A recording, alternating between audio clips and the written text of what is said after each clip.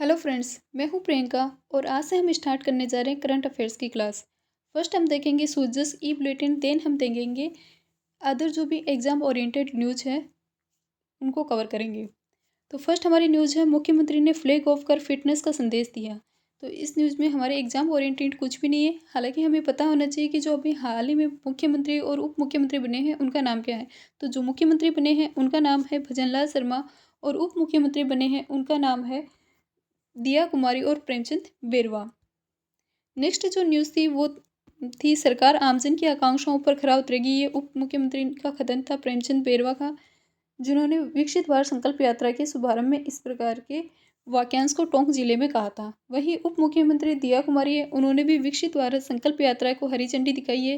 इन्होंने जयपुर से इस यात्रा के संबंध में अलवर के प्रताप ऑडिटोरियम में आयोजित कार्यक्रम में इन्होंने इस प्रकार के जो अभियान है उसका शुभारंभ किया है। इससे रिलेटेड हमें ये पता होना चाहिए कि विकसित भारत संकल्प यात्रा क्या है।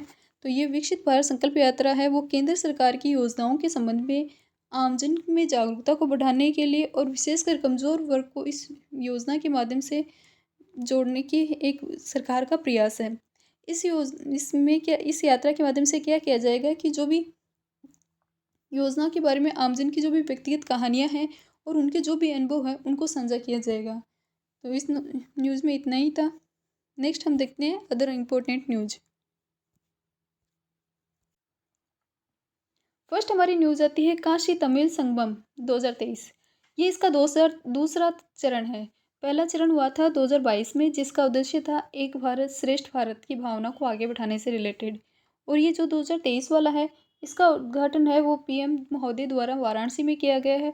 और इसका मेनली जो पर्पज है वो है तमिलनाडु और काशी के बीच की जो भी सदियों पुराने जो भी रिलेशन थे उनको पुनर्जीवित करना था और उससे रिलेटेड उस सब मनाना और फिर उन संबंधों की क्या करना था, पुष्टि करना था।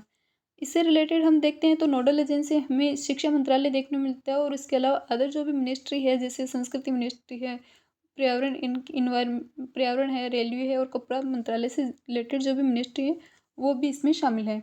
नेक्स्ट हमारी न्यूज आती है जल विज्ञान समझौता।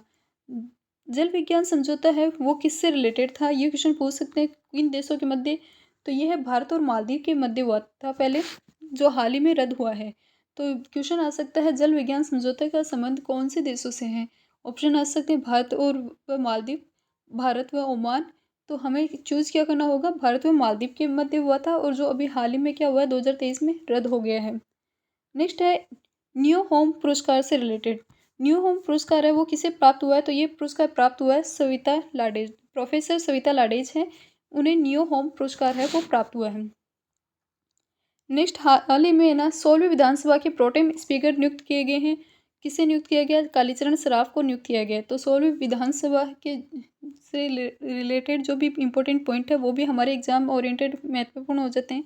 तो इसमें हम देखते हैं कि मिशन 75 के जुलाई में जो मिशन 75% था उसके अकॉर्डिंग ये हुए थे मतदान, 74% मतदान हुए थे। और इन मतदानों में 20 वुमेन है, महिला प्रत्याशी है, वो जीतेगी। 199 सीट पर चुनाव हुए थे। एक सीट थी जो करणपुर गंगानगर से रिलेटेड है, उसमें वापस उपचुनाव होंगे क्योंकि वहाँ के जो भी कैंडिडेट थे कांग्रेस के, गुरमीत सिंह कुन्नर, उनकी डेथ हो गई थी। और ये उपचुनाव होंगे वो जनप्रतिनिधित्व अधिनियम 1951 है उसकी धारा 52(1)(c) के अकॉर्डिंग होंगे।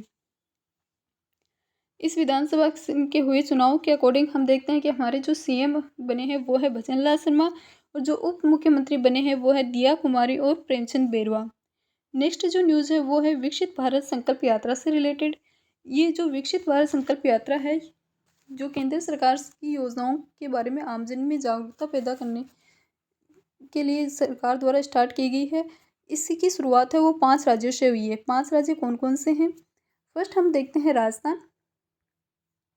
राजस्थान के पास ही हम देखते हैं एमपी, देन हम नियर ही देखते हैं छत्तीसगढ़, साउथ में हम देखते हैं तेलंगाना और नॉर्थ ईस्ट में हम देखते हैं मिजोरम। तो इन 5 राज्यों में इस योजना की स्टार्टिंग हुई है। कौन कौन से हैं, राजस्थान, एमपी, छत्तीसगढ़, तेलंगाना और मिजोरम। तो ये 5 राज्य हमारे लिए इम्पोर्टेंट हो जाते हैं। केंद्र सरकार की जो भी योजनाएं हैं उनके प्रति जागरूकता बढ़ाने से रिलेटेड है। 2047 तक भारत को विकसित राष्ट्र बनाने का इसका मुख्य उद्देश्य रहा है। नेक्स्ट न्यूज़ है वो है एससीओ की मीटिंग से रिलेटेड। हाल ही में न भारत ने एससीओ के सदस्यों के साथ एंटी टेररिज्म विषय पर बैठक की मेजबानी की थी। एंटी टेररिज्म जो के विषय है उसकी रीजनल जो भी ब्रांच थी उससे रिलेटेड हाल ही में एक मीटिंग हुई थी। संयुक्त राष्ट्र की राष्ट्रीय सुरक्षा परिषद सचिवालय ने एससीओ की जो भी क्षेत्रीय आतंकवाद रोधी संरचना थी, रेड्स जिसे रेड्स भी बोला जाता है, उसके साथ ये मीटिंग हुई थी एंटी टेररिज्म से रिलेटेड।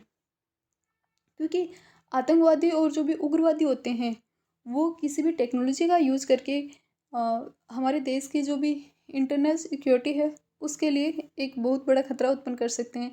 साइबर हमलों के माध्यम से, मादक पदार्थों के माध्यम से, या फिर हथियार, गोला बारूद या तस्करी के माध्यम से वो हमारी जो देश की सिक्योरिटी है उसके लिए एक बड़ा क्या चैलेंज ओपन कर सकते हैं। तो जो एससीओ भी हमारे लिए इससे इम्पोर्टेंट हो जाता है इस न्यूज़ में आने से। एससीओ है वो 2001 में बना था। एससीओ की स्थापना कब हुई थी? 2001 में हुई थी। और इसके 2 स्थानीय निकाय हैं। 2 स्थानीय निकायों में हमें देखने को मिलता है इसका सचिवालय कहाँ पर लोकेटेड है, तो ये चीन के बीजिंग शहर में लोकेटेड है। और नेक्स्ट जो इसका जो रेड्स है, इस रेड्स का जो इसकी कार्यकारी समिति है इसका कहाँ पर है हेडक्वार्टर, तो ये देखने को मिलता है हमें ताशकंद में। एससीओ के हम मेंबर्स देखते हैं तो वो हमें देखने को मिलते हैं। एससीओ के मुख्य मेंबर्स में हमारे इंडिया मुख्य मेंबर है और इसी के साथ चाइना भी है, ईरान है, कजाकिस्तान है, किर्गिस्तान है, पाकिस्तान है और रशिया, ताजिकिस्तान, उज़्बेकिस्तान, ये हमें मुख्य इसके मेंबर है वो देखने को मिलते हैं। कौन कौन से हमें देखने को मिलते हैं? चाइना, रशिया, इंडिया और इसके अलावा ईरान, कजाकिस्तान, किर्गिस्तान, पाकिस्तान, रूस, ताजिकिस्तान, उज़्बेकिस्तान, ये सभी इसके क्या हैं मेंबर हमें देखने को मिलते हैं। नेक्स्ट जो न्यूज़ है वो है हाल ही में एक रिपोर्ट आई है, वाणिज्य और उद्योग मंत्रालय ने इस रिपोर्ट को जारी किया है, लेट्स। इसका फुल फॉर्म अपन देखते हैं तो वो हमें देखने को मिलता है logistic ease across different states. 2023 नाम की जो रिपोर्ट है वो वाणिज्यिक और उद्योग मंत्रालय द्वारा हाल ही में जारी की गई है। जो सबसे पहले ये जारी की गई थी फर्स्ट रिपोर्ट वो 2018 में जारी की गई थी। 2018 में जो जारी की गई थी रिपोर्ट थी वो लॉजिस्टिक परफॉर्मेंस इंडेक्स के नाम से जारी की गई थी। किस नाम से? एलपीआई लॉजिस्टिक परफॉर्मेंस इंडेक्स के नाम से जारी की गई थी। और जो 2023 में अभी हाल ही में रिपोर्ट जारी हुई है logistic ease across different states, logistic ease across different states report 2023, ये इस लॉजिस्टिक जो रिपोर्ट है इसके मेनली हमें 3 पिलर देखने मिलते हैं। 3 पिलर्स पर ये आधारित है। एक तो है लॉजिस्टिक अवसंरचना, नेक्स्ट हमें देखने की मिलती है लॉजिस्टिक सेवाएं, और थर्ड हमें देखने को मिलता है जो भी परिचालन संबंधी और विनियामक जो भी परिवेश हैं उनसे रिलेटेड। इन मेजरली 3 पिलर्स पर ये आधारित ये रिपोर्ट है। इस रिपोर्ट के जो भी हमें क्वेश्चन हमारे रिलेटेड आ सकता है वो है कि भारत की रैंकिंग इसमें कितनी रही थी। तो 139 जो देश है 139 देशों में से इंडिया की रैंकिंग रही थी 38वें स्थान पर इंडिया था। और राजस्थान की कंडीशन देखें तो राजस्थान हमें देखने को मिलता है फास्ट मूवर्स में 139 देशों में से 38वीं रैंक 38वीं रैंक है वो इंडिया की थी। और इसमें से भी अलग अलग श्रेणी में ये जारी हुई थी, अचीवर्स, फास्ट मूवर्स और जो एक्सपीरियंस है एस्पायर्स। तो उसमें राजस्थान किस कैटेगरी में था? फास्ट मूवर्स की कैटेगरी में। राजस्थान के है वो